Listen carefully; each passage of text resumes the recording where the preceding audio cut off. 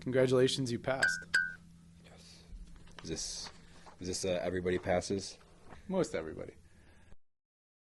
All your beautiful words captured. This is the most important decision you're going to make all day. Green or white for Made You Look?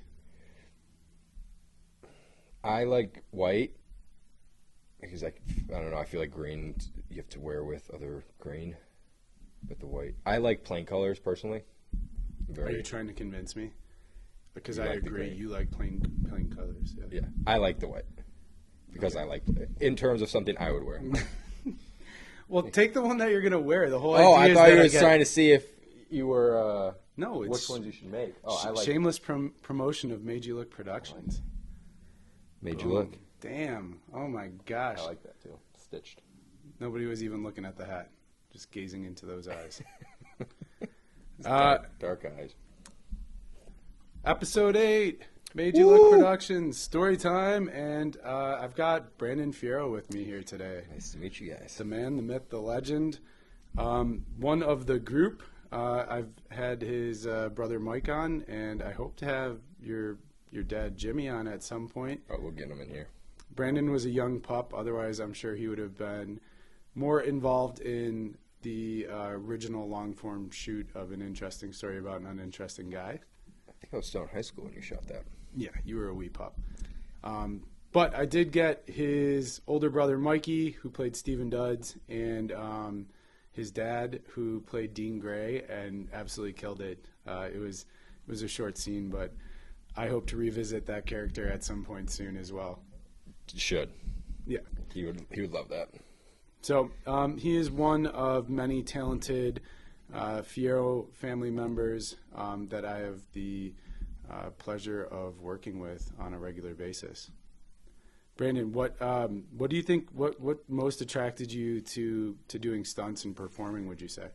For me, I actually had to talk with someone about this. I grew up in sports, so I was always on a team, and I think going into stunts out of high school and finishing football, wrestling, all that stuff, it was like, how do I find something that I can also be physical in, but also have that team like bond.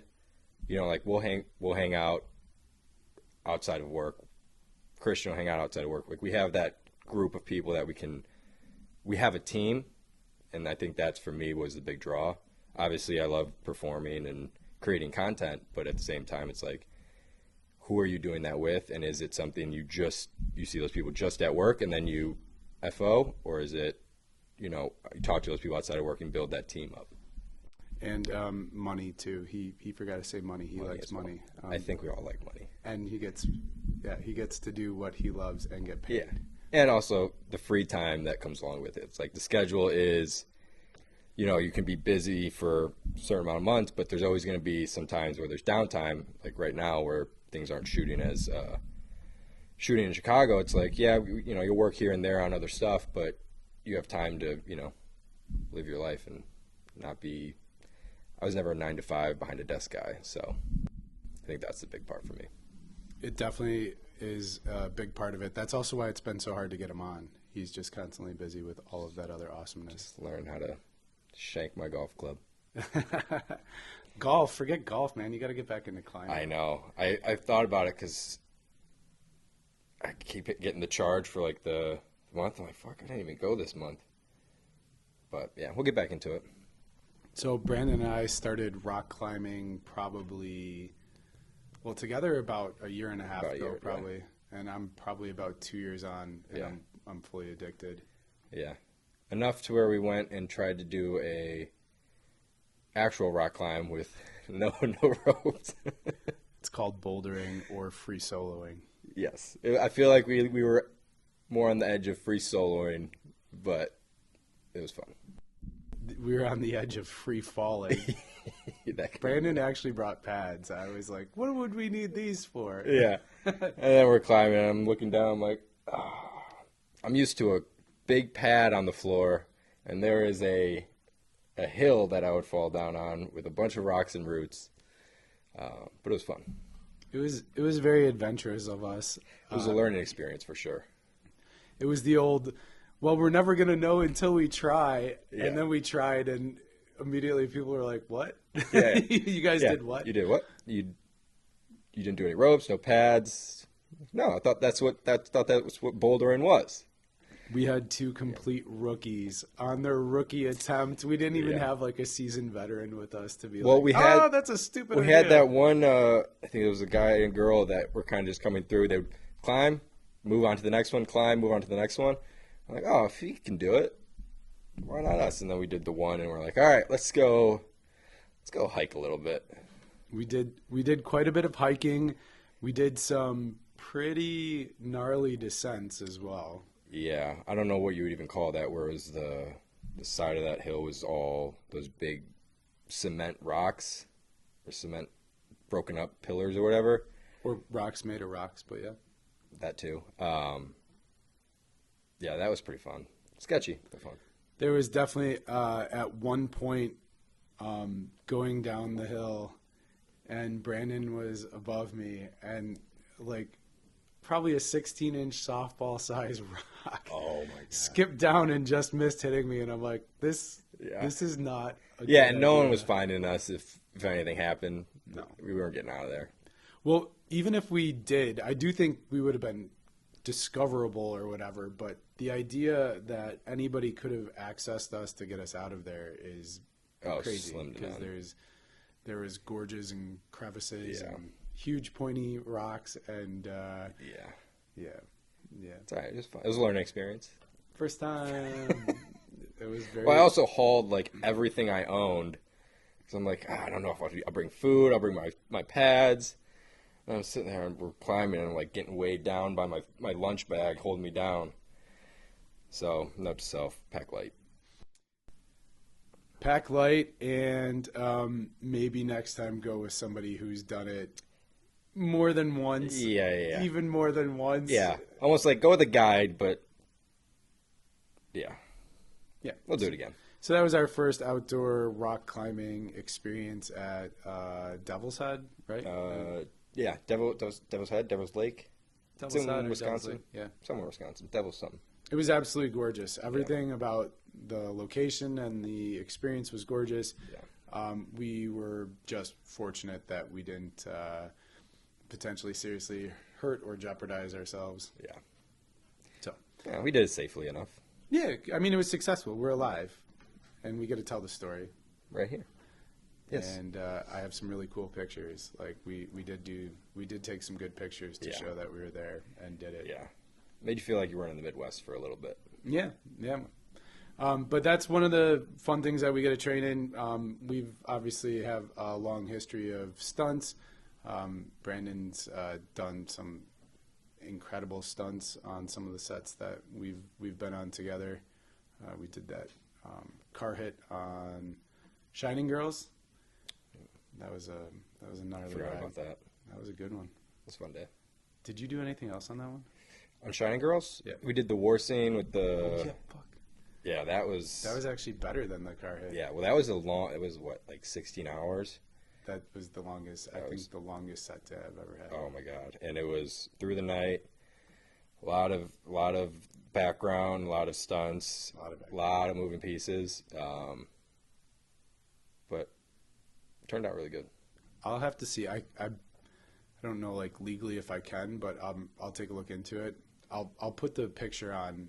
What he's talking about is on the last day of filming for the show, Shining Girls, we did a World War I reenactment, and we had tons of moving pieces, tons of people getting shot and killed and whatever else.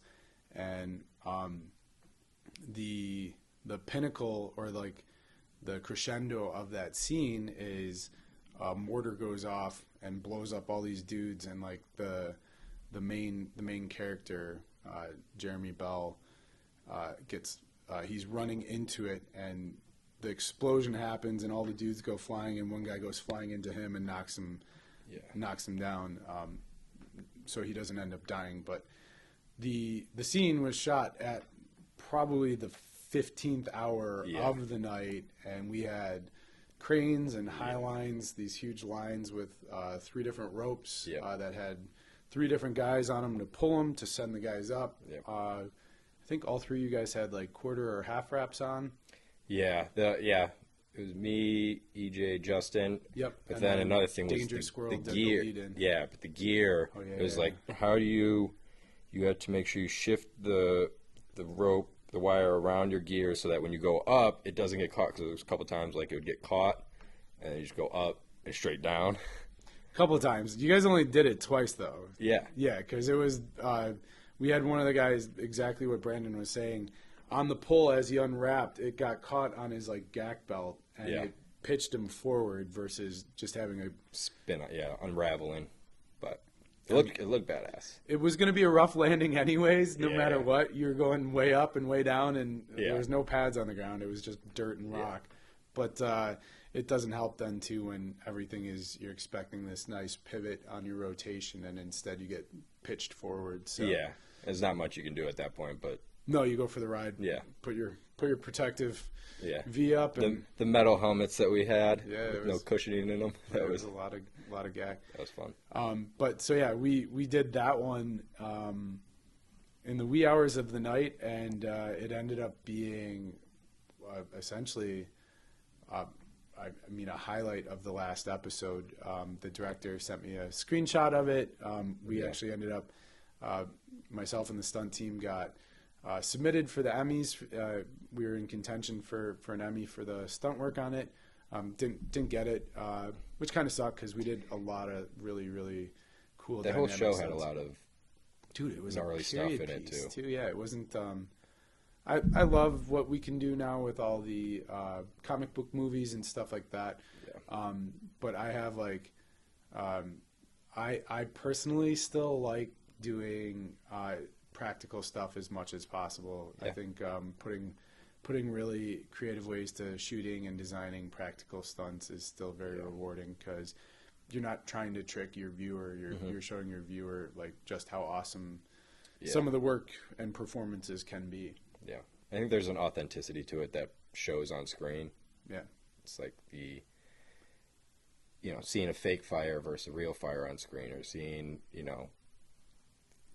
real versus CGI it hits a little different than, the CGI is entertaining, but I think people connect more and like feel more through the realism of actually doing the gags. And something that I've said for a long time is that in our overall human experiences, like, 99%, maybe a little bit less in today's day and age, you experience and you witness like in real life. So you're trying to trick the human eye. You're trying to trick people into believing that there are other million examples were potentially wrong, and this is what you're actually seeing. So, and there's still a little bit of that gap. But the fun then is when you are in an environment that you're only trying to show practical stuff anyways. It just makes it that much cooler when you get those huge wow effects, and you're able to pull off very high level stunts that would be typically associated with extremely high levels of risk. But, putting the right team, the right people, from the rigging team to the stunt performers to the production on down, even giving us the green light, and then giving us our full like rehearsals and our previs days to not just tell them like, hey, we're gonna blow 3 people up, we're gonna have all these guys get machine gunned down and stuff like that, but showing that it's like we could do this over and over, not the actual stunt. We could do the stunt over and over into pads, but we're not going to repeat the stunt the way you shoot it for the final product, because all those guys hit the ground. Like they hit the ground hard. So it's like redo it per shot. How do you do the action per the shot? If you're not going to see the pad, put the pad in. Right. Save the performance, and then you do your wide, or you want to see him hit the ground. All right, now it's go time. Let's do it. Yeah. So that was one of the shows that we got to do a lot of really awesome practical stunts and showcase a lot of the awesome talent that we have in Chicago. But then we've also had lots of other opportunities as well, including one that sadly came to an end not too long ago, but the Force series, Yep. which also fell right in line with what we were talking about, where Yep. there was just a unique storyboard that you could, episode after episode, have an opportunity to do very high level practical stunts. Yeah. Yeah, and they were very, and I feel like both Shining Girls and Force are very open to suggestion in terms of how to shoot things, which I feel like, as a coordinator, I'm assuming makes your job a lot easier, because now it's like, hey, give us what you want, here's how we shot it, and here's how you can emphasize the action without messing with the storyline. How do you emphasize the story and emphasize the action at the same time? Yeah, there's that you're absolutely right. You can't undervalue having a production team, your writers, your showrunners, your producers, your directors, everybody really buying in that it's not just that we're going to go and do the stunts, that we can showcase the talent and the capabilities of our stunt team. Mm-hmm. And getting those buy-ins are huge, because then it's not 20 flatbacks or a head hit to your knee to the ground over and over again. They did a lot of Second City shit with the yes and. It was yes and. Yeah. Even though I got some no's, but the no's were those were like the ideas where I'm like, let's put the dump truck through the wall. And guys coming out and they're like, no fucking way. Like, you're completely serious. Absolutely not. And I'm like, but like, what if we, and it's like, shut up. And it's okay. Can we still have guys fall off the roof? And they're like, yes. It's like, all right, compromise. Yeah, compromise. It's good compromise. Yeah. But there was we were enabled to do a lot of really cool stuff to showcase a lot of very, very talented stunt people in our local community.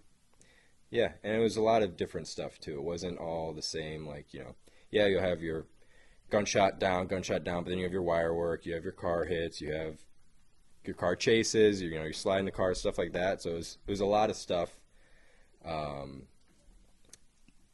didn't know what was happening, or you didn't know what was going to happen on the day, because it was always something different. It's like certain shows you go into and it's like, well, I know I'll probably just need some elbows and knees, and I'll probably just take a shoulder shot and just go to the ground, or so it kept you on your toes, and it was fun. Yes, bring your whole stunt bag. Yeah. Yeah, bring a whole stunt bag, bring a helmet, bring your jerk vest, maybe bring your fire gear. But yeah, it was a lot of fun. What would you say was one of your favorite stunt jobs that you've done so far in your career?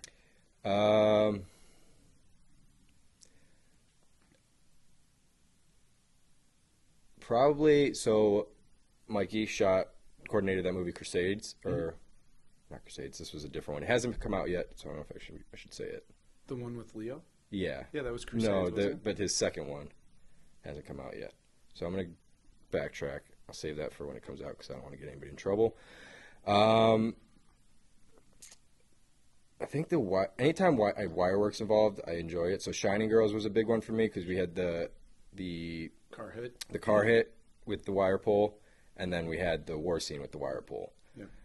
Other than that, I think my favorite was Justified, because I got to work with a dog, and that has been on my bucket list. It was in a tree, doubling a guy. They send a dog, comes up the tree, bites the leg, chews on it for a second, hanging in the tree, and then let go with the dog on the leg and kind of fall 10 feet, and the dog continues to chew. That one was fun because it was the first time I worked with a dog, and it was funny because first get there, the dog's great. Hey, how's it going? Then we do the first bite, and then the rest of the day, the dog is looking at me like a piece of meat. And it was a leg bite, so they put the leg sleeve on, but we're like, hey, we're going to this is where I was like, oh, it's kind of serious. They're like, we're going to throw an arm sleeve on you just on the chance that if, when you land, the dog wants to re-grip or goes for your face, you can put the arm up and kind of do that. And I was like, yeah, but that might not happen. Whatever, I'll throw it on. You're like, what am I going to wear on my face? Yeah, I was like, this isn't a shield. What if it, but, and then one of the takes, the guy that owned the dog was like, hey, I can't remember what the call was to let go, but he says it, and the dog lets go, but then and I'm laying on my back, the dog starts circling towards my head, and I'm just like, oh, gets him way, and then me and the actor, what's his name? the lead of Justified. That just totally reminds me of Dumb and Dumber. Harry, what if they shot you in the head? Yeah. What if they shot me in the head? It's a risk we were willing to take. That's what it felt like. And You don't need anything the for dog your face, you regrets got an and then arm. just starts circling towards my head, and I'm like, thank God I got this arm sleeve. Eventually the dog walked away, but that was a fun one because it's like you don't get to work with dogs often, and then I don't want to say the severity or like the high risk, high reward, yes, it was high risk, but it was also very fun. Like I was enjoying myself. Yes, there were times when me and the dog was looking at me and I'm like, oh, I'm fucked. But then it all worked out. And What was there like a movie or a show? What made you have a desire to work with an animal on a show? Or a dog specifically, whatever. the John Wick. I knew you were going to say I know, that. but 3 was the worst. I'm not saying the movie was great, but the scene, like the stuff with the dogs was so cool Yeah, it was visually because it was, again, what we kind of talked about. It was real. It was like those guys are, there's a lot of things that can go wrong. It's like, yeah, these dogs are very trained, but there's always that sliver of risk where it's like, yeah, they're still animals, and then how do you do it properly where everybody's safe, but it also looks super gnarly. And I think that was kind of one of the things where I was like, I always wanted to try it. He's unique in that regard. I've worked with the animals, and it's not anything that was ever on my bucket list. Yeah. I did a chase scene. I think it was on Shameless. Yeah. And I was like jumping fences, like running away. And we had a mark, and it was like a German Shepherd. It was a German Shepherd. And they had like the measured chain like on where the dead stop is. And so you do all your rehearsals and stuff, and everything's feeling good and stuff. But then you have action called, and something when I'm coordinating a show, I'll always be like, you don't need to up the speed, you need to up the intensity. Yeah. Like the intensity reads way better than something that's too fast or a miss or doesn't read well. And but it's bullshit. Everybody goes a little faster when you hear action. And the last fence, I fucking sailed like a one hand like Kong or whatever over it, and not a Kong, but whatever. I just hand planted over it, and I sent myself, and the handler, like they frame the handler out, and he's like, go or whatever, and this fucking dog darts at me, and I literally like hyperextended my leg, locking up so hard. I'm like, Jesus Christ! And it was like the freaking chain, and it's like, and he's like, and I'm like, holy shit! Like, Well, I think the difference was, do you have any protection on, or is it No. just... See, I think that's the difference. If I didn't have any protection, it was like, this dog's going to chase you. I think that the heart would have started racing a little bit more, but I'm like, all right, well, I have this, and they gave me this arm sleeve, so as long as the dog doesn't get on my left side... Brandon, what about your face? That's what the arm sleeve's for. It's like my shield. But what about your face? Yeah. But that's always a risk. There's, Yeah, do a wire pull, you hit your face. that has happened. Yeah. So, but there's also a whole nother dynamic to that as well. I've been on shows, I think we did it on The Shy, where they're supposed to have like the aggressive dog come and, like barking as like the kids are going through the alley or whatever, and the dog won't react at all. Yeah. It'll like just jump up and be like, roof, like Yeah, speak, yeah. like, it's like, that does not read. He seems super friendly. Yeah. That's Yeah. like a dog I'd go over and start petting. Totally. But yeah, well, I also think like, not that it was like, I'm excited to do this and I have no fear of it. I think I don't really trust people that say I'm not scared of anything, because I feel like that makes it a little more dangerous. Because I think the fear is what kind of keeps you safe, because you're like, you calculate everything, you make sure you're on the same page with your performers, your coordinator, and all that. I think the fear kind of keeps you in line, And I think when people are like, I'm not scared of anything, it's like, oh, I don't want to work with you, because you're gonna do something that is kind of over the top and unnecessary because you're not scared. You're like, oh, I don't care. I'll make it a 100-foot high fall on a smaller bag. It's like, no, let's not do that. So I think that's an aspect to it. So I think people think that it's like you have to be fearless, but I think the fear kind of saves you. Nerves kind of keep you in your lane and keep you dialed in on what you're supposed to do. Going back to climbing, though, that is a great reference because Alex Honnold is probably the best climber ever. Oh, yeah. I mean, there will be some young kid at some point that'll Yeah. try and one-up him. Godspeed, obviously, but they've done like brain scans on this dude, and they're like, he doesn't like his fear sensors don't like, or his fear sections in his brain like don't register, and he made a quip about Dean Potter, who is another like legendary climber, like the first one I think that free soloed like Half Dome and maybe El Cap. I forgot. Yeah, I think he did El Cap 2 in Yosemite, and Alex had made a comment about like, yeah, anybody that's like a serious climber and is prepared can do that, and it's yes, there's yes. Yeah. I understand the more prepared you are, the less fear you would have, but the capacity that he has to mitigate fear or to suppress it, whatever it is, or maybe just that superior confidence in his capabilities, is beyond unique. Like I would classify him as arguably the best athlete that ever. Yeah, he's also an outlier as well. Oh, like, 100. You know, no, he's the one in billions. Like not even 1 in a billion. Like there's maybe him. No, 1 in 8 billion. That's like whatever the current there is only one Alex currently. Yeah, exactly. So it's remarkable, but that also, as you said, we work very diligently within our team structures to only put people in places to succeed. And going through it with the pads and the movement and the cadence and the choreography, so that it's dialed in to the point that when we call action, you're not worried about 1, 2, 3, 4 or whatever else. You're performing. Yeah. And that is something that I only feel is achieved when you're not considering fear or damage or consequences or whatever else, but you're in the moment. Yeah, and I think that goes back to like relying on your preparation. Obviously, if you never train and you show up and you do a stunt, it's like, well, now you're playing with luck rather than playing with the skill and the idea. Like, yeah, you could have fear, but also know that you've trained enough and you've planned it out enough and you've performed or practiced it enough that's like, I know if I do this right, everything's fine.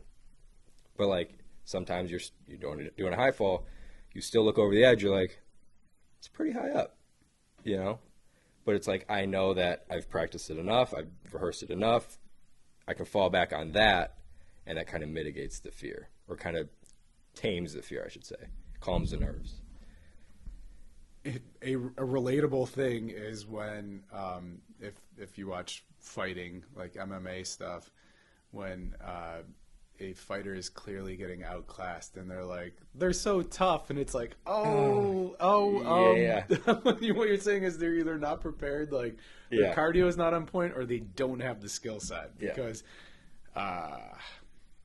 it's like you said, I've said it so many times, but the least favorite comment I've ever gotten in my entire career of stunts is when people come up and tell me that they can hit the ground, because gravity works. Everybody can hit the ground fucking time. Yeah. So it's not. Yeah. I don't want people that just can jump up and lay down. I want performance and skill sets. Well, it's also like, you can hit the ground, but can you do it 15 times, 20 times? Can you do it? Say you're in shorts and a t-shirt, or like a lot of women usually have like dresses on, can't hide any pads. I'm like, all right, can you do that 15, 20 times and not? Yeah, you might get banged up, but are you going to get injured? And another thing with like the MMA, the funniest comment, and I hate it because it's like, it's not a compliment. That guy has a really good chin. It's like, you're just saying he gets hit in the face a lot. Oh, yeah. And he can take a lot of punishment. It's like, that's not real. I don't want to say it's not a skill, but that's kind of like a backhanded compliment. It's not a skill though. That's like that means like you've trained and your cardio and your recovery is good. Yeah. But that just means you're getting hit in the face a lot. I know, like work on your head movement, or like your shell, or like your parry or whatever. Like there should be an evolution to relying on a strong chin. Yeah. I just always think that's funny. This guy, he's so tough. I'm like, well, he's a fighter. He's tough. But you're just saying he's getting hit a lot and he hasn't gone down. It's like, it's not necessarily something you want to brag about. No, it's awful. That means you're not moving your head. Yeah. You're I say easy to hit. I say this as not an MMA fighter, but I don't think that's the critique I get, is that you're very good. His critique perfectly works because we use that just as a simile to our own our own careers, where there's similar degrees of skill and different reasons that people are set apart, and they both coincide with you don't want to hear you've got a strong chin or you're tough. Yeah. Is no different than us hearing like, yeah, I can hit the ground, or hit me with a car, and it's like, what? These are all bad ideas. Yeah. What? No. So yeah, do it at 30 miles an hour. It's like, huh? Yeah. So it's so the comment wasn't directed at MMA, because I also there's no but long history. If you've gotten that compliment, it was not a compliment. Just start doing the old Tyson, like under the rope a little bit. Yeah, a little move the parry head. right, parry left, whatever. Yeah. Or at least put the forehead down, make it hit the top of your head. Little King Green, get that shell. Oh yeah. But. Right on. Well, I'm going to ask you a couple more questions that are going to help lead into our little story creation. Okay. Do you enjoy stunts or performing more? Stunts. 100%? Stunts, yeah. I just like the physical. Like, it's the same thing I was talking about earlier in terms of like sports. I like the physical aspect of it. Obviously, performance is a part of it, but in terms of like acting's not my strong suit. I can perform with my body rather than like microaggressions and changing the tone of my voice and stuff like that. Cool. So the first leading thing then is going to be just a suggestion. This is a little steering, but think of a character then that has potential for some action sequences, and potentially somebody that looks similar to you, so that you can do such said acting sequences, and then we can have a voice double for you. I like this a lot. Yeah. Like I said, I've been steering more because it's working better. I'm going to need that. And I want it to become a competition too. Like, I literally want it to be, hopefully when this starts to really release and some of the stuff stacks and whatever else, there's this whole idea that we would be able to get fan feedback too, and be like, we really loved Brandon and Matt's character. We want to see another episode on that. Bring them back in, talk some more stories, talk a little shit, whatever, and then write another scene for so-and-so, and can we take it in this direction? Because that would be fun. The strongest characters, I do feel like I'm going to start writing mini episodics for. And so the more I can give you without influencing the actual, because I don't know where the story's going to go yet. Yeah. But giving a couple of things that influence it, to put it into a world where, 1, we can make it, 2, we can make it with some action, 3, we can make it with that action person performance being you. I love it. Cool. So do you want character? Do you want genre first? So he's reading my sheet. I just see the big bold words. Those are the only thing I saw. The genre, don't worry about that. I put that in because I've continued to evolve the exercise again to try and make it more successful. Don't worry about the genre, because I already, based on, this is somebody that's been a part of my life for a long time, I have some ideas already on how I'm going to steer it myself. Love it. It'll probably be like action, comedy, horror. I'm not seeing this one really being like rom-com or, maybe a drama, but not as much. And so that one is just going to be left blank. There doesn't need to be. That's. I don't think it's going to help us, I guess, move the story forward. But let's start with a strong character name. So what's a good first name? Brandon Fierro. Yeah, Brandon Fierro. B. Fierro. No. No. Brandon F. Yeah, this is gonna be a documentary. Yeah. Mockumentary. A mockumentary. Yeah. Let's go with Andrew for the first name. No. What? No, I'm just kidding. It's Andrew. And it's just Andrew. No, I'm just joking. Oh, shit. He heard Gavin Brown. Andrew Bigfoot, no. Andrew Dost. D-O-S-T. Oh, I like that. Age, probably somewhere similar to you. Go late 20s, early 30s. So you'd obviously be more likely to play it if we cast somebody in their late 20s. That's why I picked it. Smart. I like that. Job security. Yeah. Right? Up and comer. Gotcha. What's the relationship status for Andrew Dost? Was engaged, but his fiance was murdered. Damn. There's a backstory. What's his job? Something like something physical labor.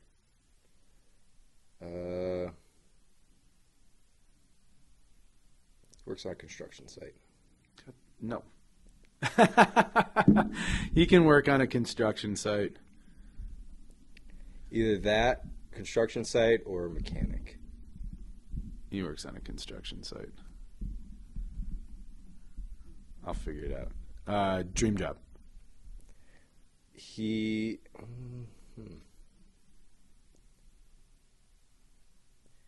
I think he's an intellectual, but something along the line kind of steered him off it. Maybe the death of his fiance. So I want to say something like lawyer. Lawyer, yeah. That's his dream job? Lawyer? Yeah. Does he have a pet? No. No dogs. No dogs allowed. What does he think of himself? I think in terms of his personality, he's stoic, and it's going to be kind of contradicting. He's stoic, but he's insecure. And I think that was also brought on by the death of his fiance. What do others think of him?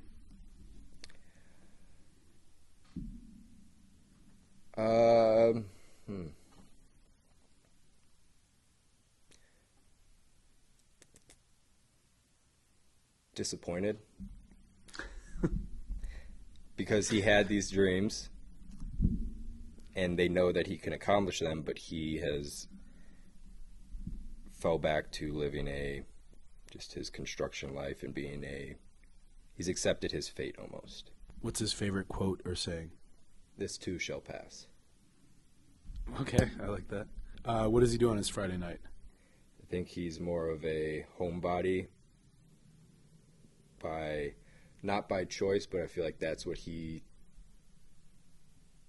falls back to. The same concept, like he knows he could be a great lawyer, but he falls back to the construction. I think like that's he has these very high ability, high ceiling, but he always falls back to just being like I don't want to say a hermit, but he's like how do I say this? This is where I need steering. On a Friday night, he stays home. Yeah, but that's too boring. I'm going to go with your original idea here. Friday night, he stays home. Okay. Don't worry. I promise you I will add a little sauce to all of this. That's what I'm hoping. All right. This is the word association part. No pressure. It's all just free flow. None of it has to do with shit. It just it makes the writing exercise more challenging, where I have to include these words, and sometimes it works really well. Sometimes it doesn't, but it creates a flow. And yeah, so let's go. Give me an adjective, a descriptive word. Strong. Strong. And then 5 words that they can relate to strong. They don't have to, but just whatever the inspiration is. Strong. Pain. Pain. Resilience. Resilience. Pain, resilience. Fortitude. fortitude. We're definitely, these are synonyms. Yeah. Except for the pain part. I didn't go to college, all right? This is... Strong. Strong,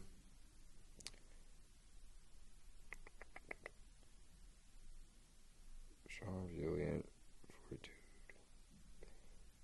Struggle. Struggle, and one more.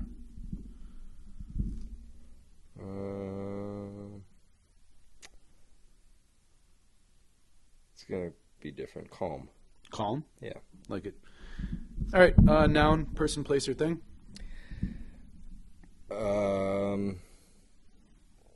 Father.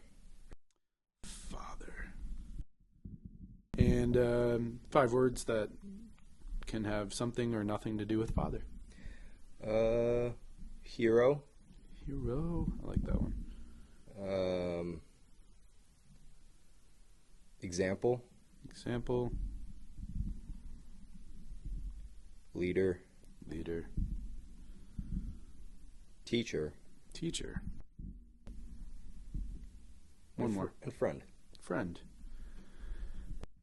Yeah. All right. Look at that. Congratulations, you passed. Yes. Is this everybody passes? Most everybody.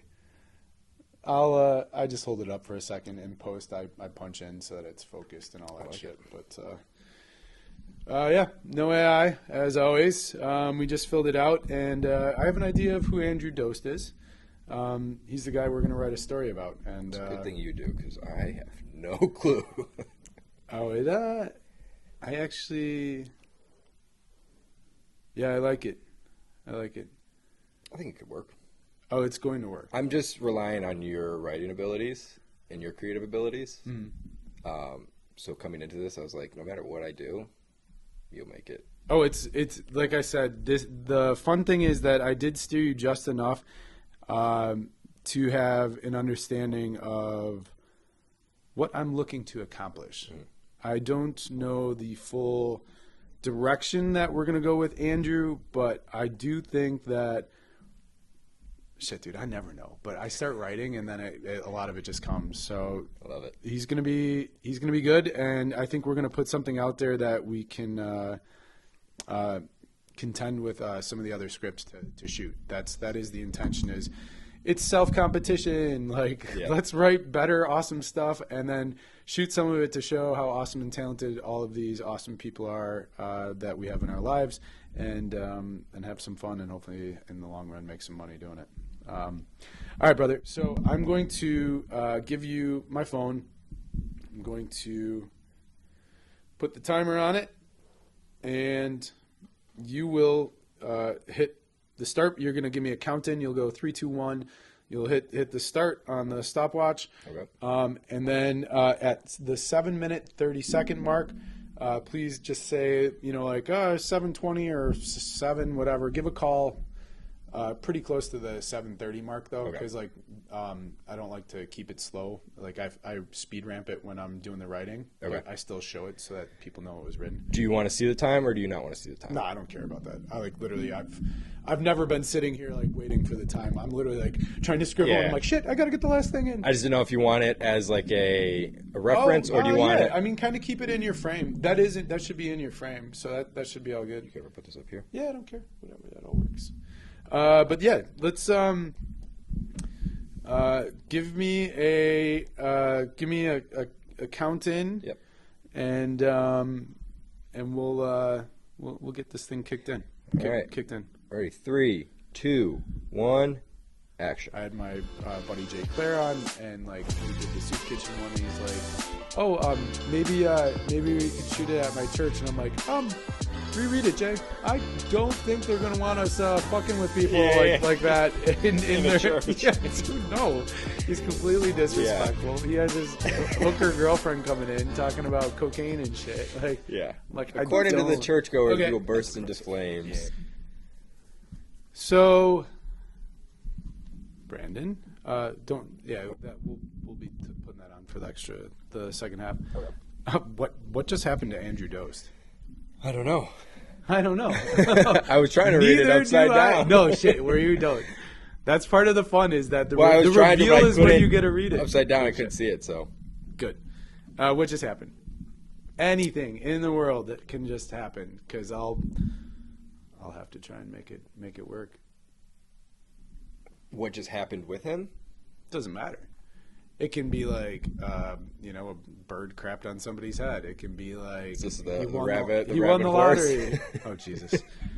Yes, he's referencing Gavin again. Gavin had a rogue horse. It wasn't Rogue rabid. horse. Oh, similar.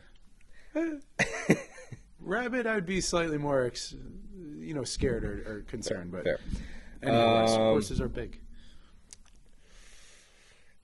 Oh, plot twist. Mhm. His wife his fiance that was murdered wasn't murdered, and she's back.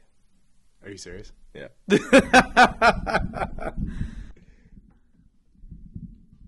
Okay. Does that throw you for a that's wrench in it? that's a fucking loop and a half. I love it.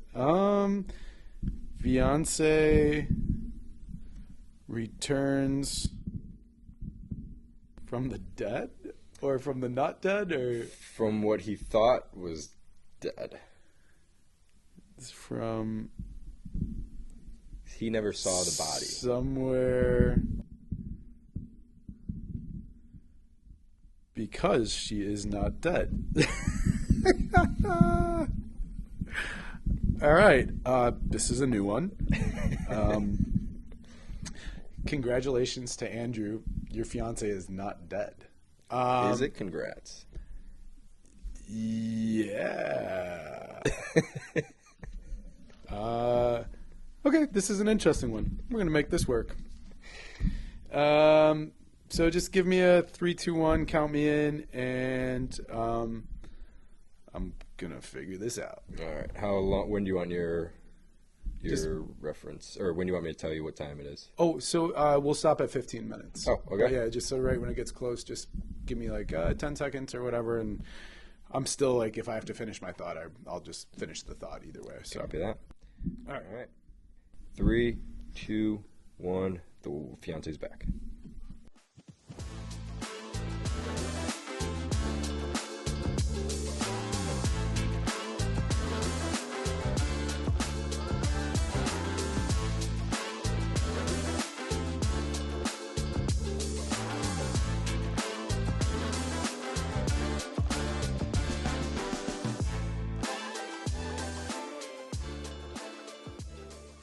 Boom, done. Wow, that's impressive.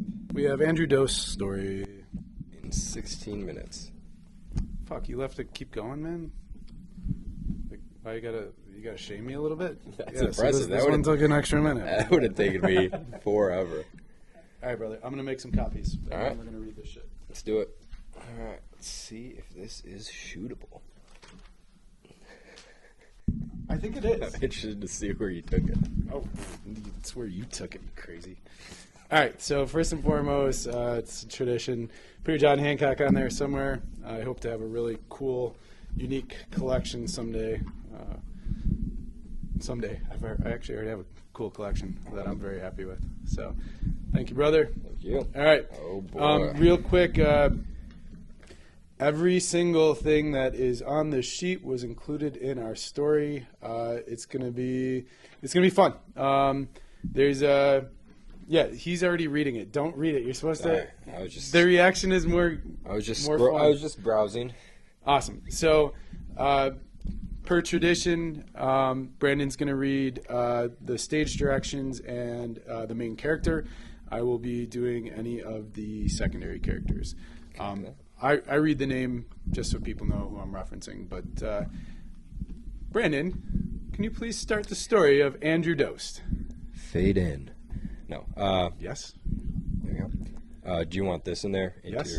All right. Interior building lobby. Andrew Dost walks into his building lobby after a long day's work. A lady, Lisa, is talking with the doorman. She turns when he walks in. Lisa. Hey, friend. How have you been? Andrew. Tough day at work. Kids these days just don't want to work. They expect me to be a leader, teacher, example, father, you name it. I'm not paid enough to wear that many hats. Lisa. It's a struggle. You show a lot of fortitude staying calm with them. Andrew. I'm not sure how long that resilience will last. I'm not strong enough to compete with their screens.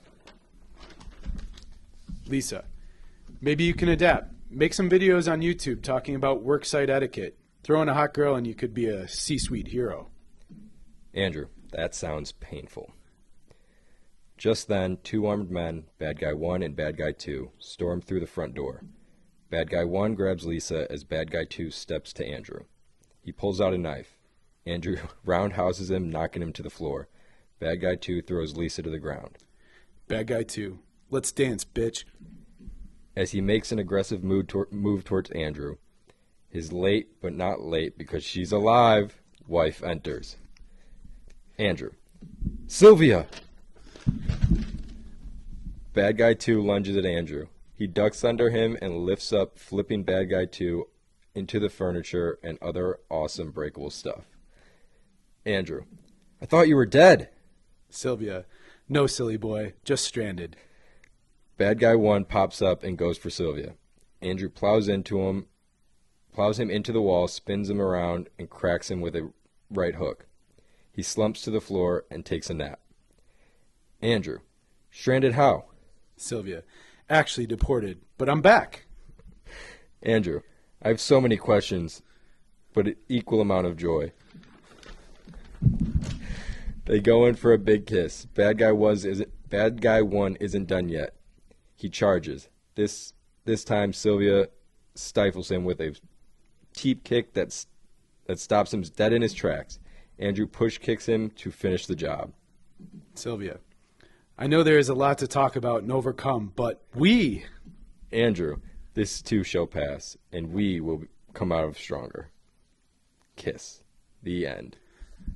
Andrew motherfucking Dost! It's the next Jason Bourne. Hell yeah. That's awesome. What's with you and Gavin putting fucking construction sites in my shit?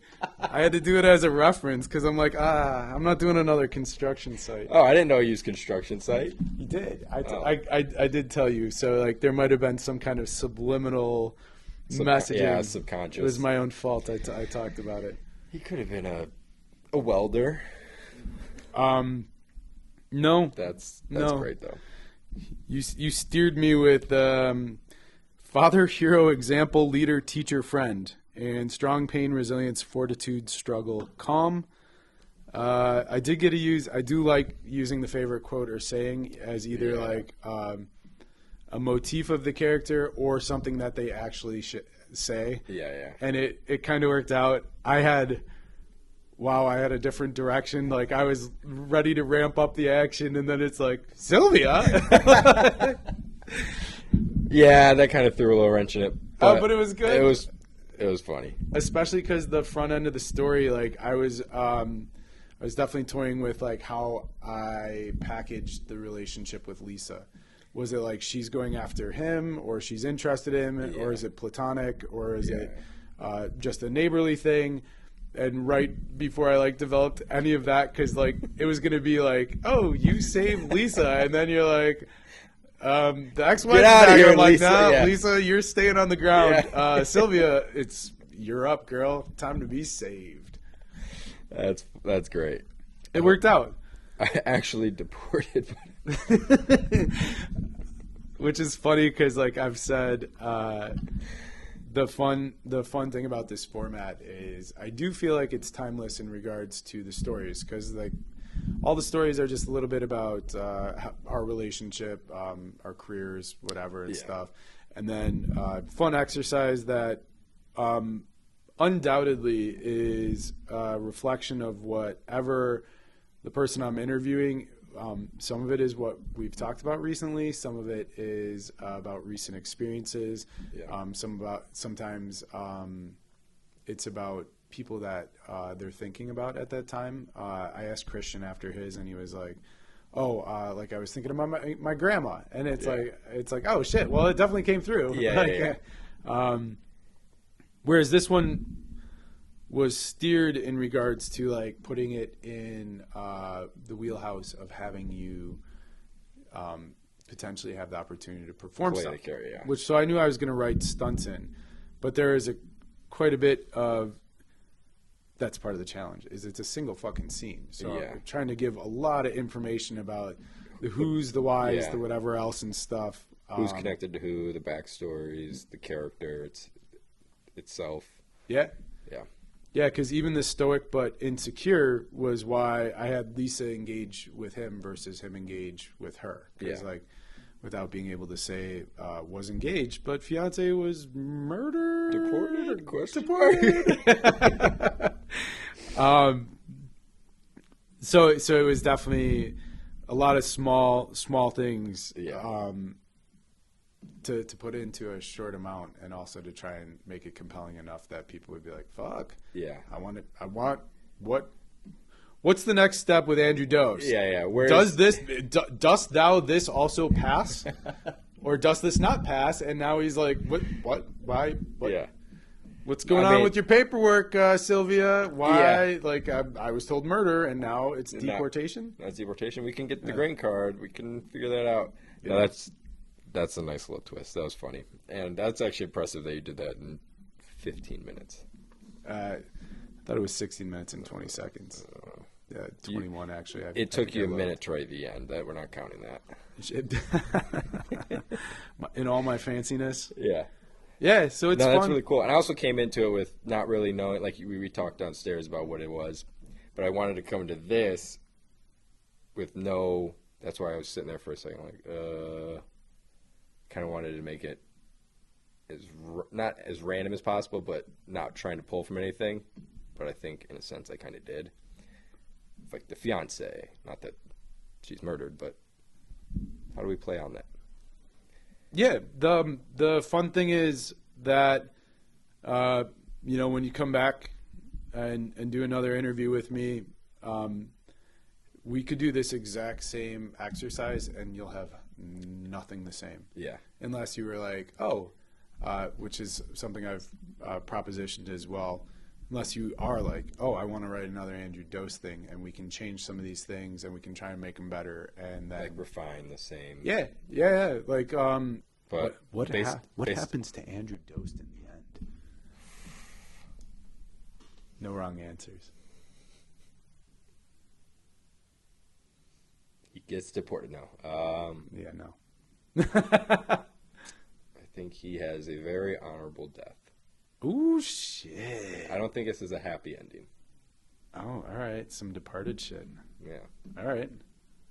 Oh, I like 'Cause that. I like when I watch things, you can kind of tell you're like, I know this is going to be a happy ending. So it's like, I already know, like, if you were to fight off these bad guys, I'm like, well, I know he's going to win. Yeah. You know, or if like down the road he runs into something, it's like, well, I know he's going to win. I like the loop you get thrown through when it's like, oh, the good guy or the hero, I don't want to say lost, but lost. Jesus, I already have visions of how he's dead. Yeah. Like, you Well, said I also that, and think I'm it, like, it no, plays on Andrew, the, no. he lost, or he thought he lost his fiance. Yeah. They finally get back, so you're like, oh, it's going to be a happy ending, and then, No. nope. No. You know, Andrew just went through this turmoil losing Sylvia, and then, oh, great, they found each other, it works out, and then Sylvia now has to go through the turmoil of losing Andrew. Yeah, you see, and then we show like his death scene, and like it's the like everything is all good and happy, or he's winning, and then like the bullet to the side of the head, and you just have the camera like to the ground Yeah. as the pool of blood like spills out into the lens. Yeah. Sorry, like I said, I'm very visual. No, I love it. But then episode 4 of the Andrew Dost series Yeah. is the how did he die? And it goes back, and it's after he passed the bar, he had the complete failure with Sylvia when she got deported, where he's like, I nailed it. And the judge is like, nope, Yeah. she's gone. And he's like, what? And then his second case is this dude who he's like fighting for like a DUI case or what else. And he's like, yeah, I got it. And he's like doing his little, Yeah. and he's like, nope, he's going to jail or whatever. And the dude gets out on probation and he fucking blasts him. Yeah.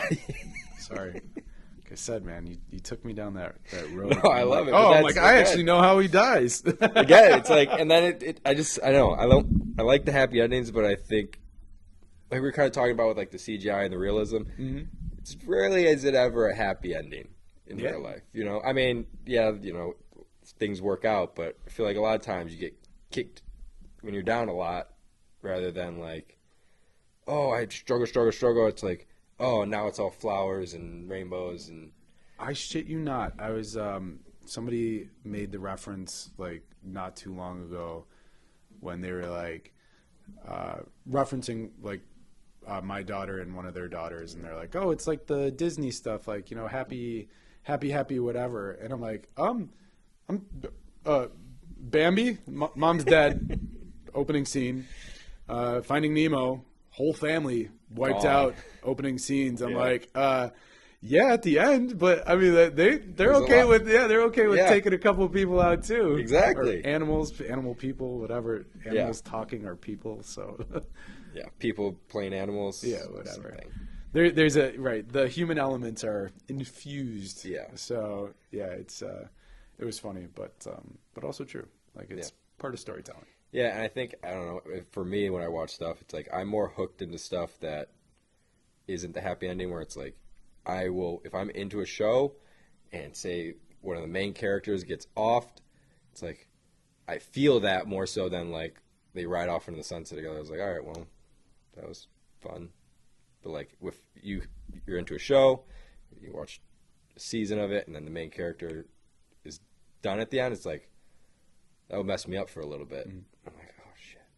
So I think that's where I kind of get the lack for enthusiasm with the happy endings. Yeah, the happy ending riding off into the sunset is when we're doing a day shoot and it feels like it's going to go 14 hours and the sun goes down. Yeah. It's like, oh, I can ride into this sunset. Yeah. I'm happy now. Yeah, exactly. Day is over. Day's over. Yeah. Where are we going? Yeah.